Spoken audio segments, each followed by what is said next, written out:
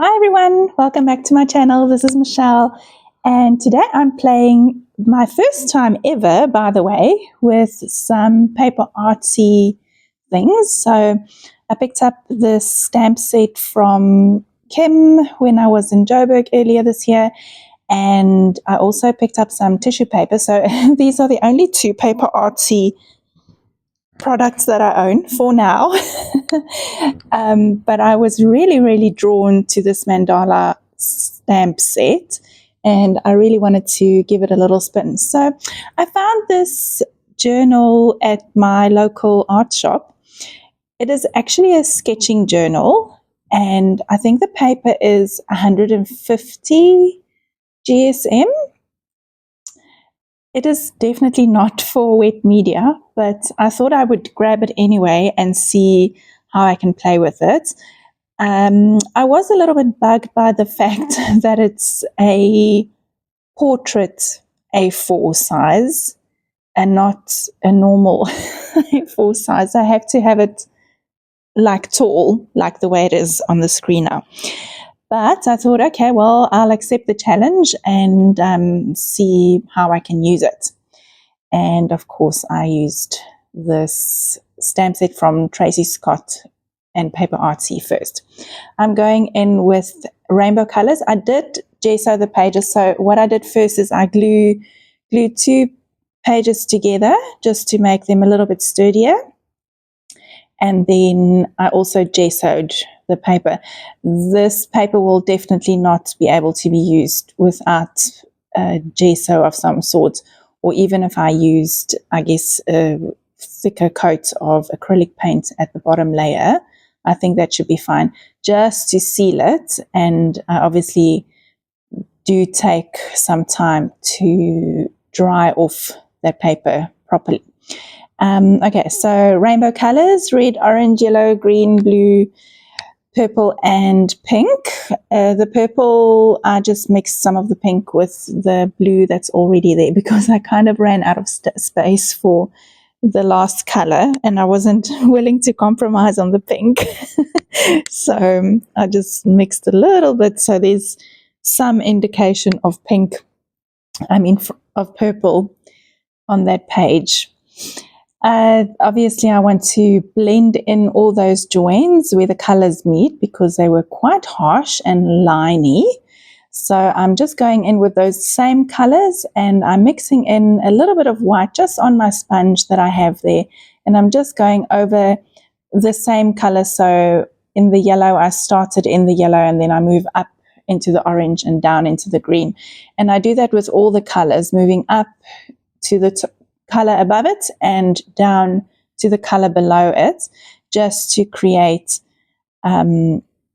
just to hide the joins and to create a little bit more interest on that page. And I think it worked all right. So I did order a texture stamp.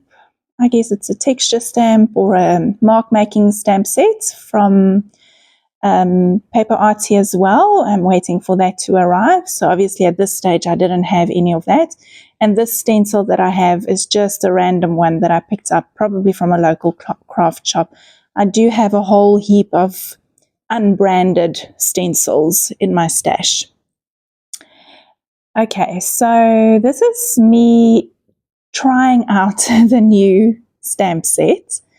I wasn't quite sure how the broken pieces came together. So the two that's still left, those two archy ones that's still left there on the pad there, I wasn't too sure how they were going to come together.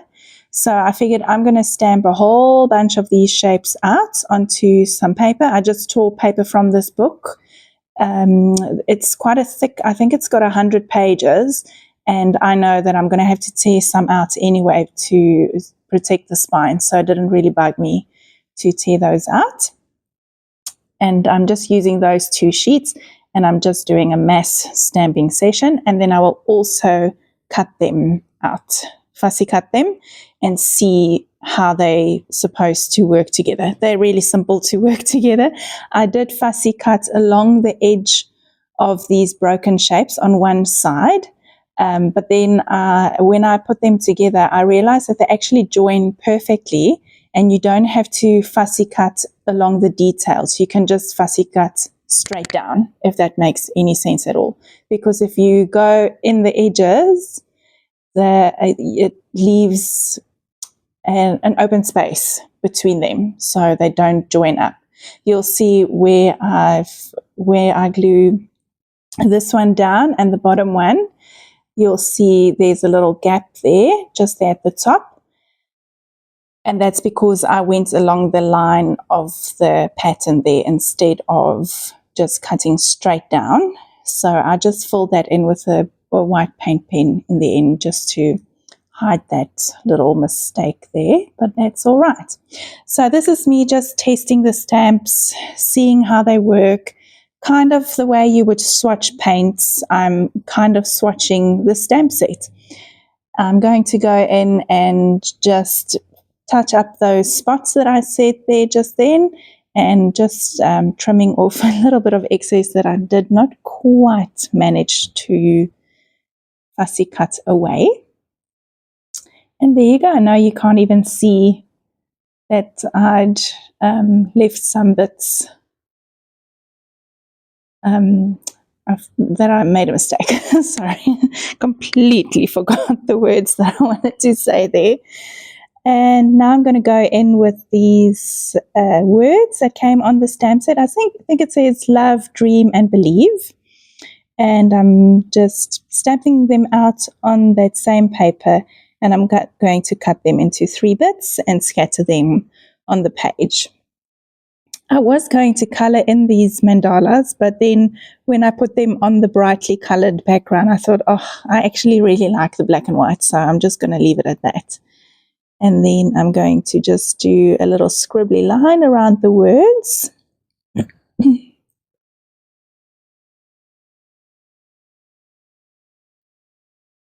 So for this page didn't take me very long. The longest part of it was to fussy cut and stamp out the images. The background came together really quickly, and then putting the mandalas together was also really quickly. So I think this is a great stamp to have in my stash. My brain is buzzing with all kinds of ideas that I would like to use it for, and I will definitely be playing with it so much. I think I will stamp out a whole bunch of them onto some card, and then in the evenings while I'm watching TV, I'll probably end up coloring them, and then I'll just have a whole stash of them to use anytime I want. Okay, I'm going in with Marlene's glitter paint, and I've used the black glitter. I want to call it paint, but it's more of a glue. So I'm using the black glitter glue, and I'm just going over all of the little dots that are there. And even while I was doing that, I was thinking, I've got an idea for this for next time. So, the more I look at it, the more I played with it, the more the ideas just popped into my head. And all I want to do now is just get in front of my desk and play. But first, I am doing a little shadow. So the shadows I've decided to just do on the bottom right of each of these shapes, not all the way around.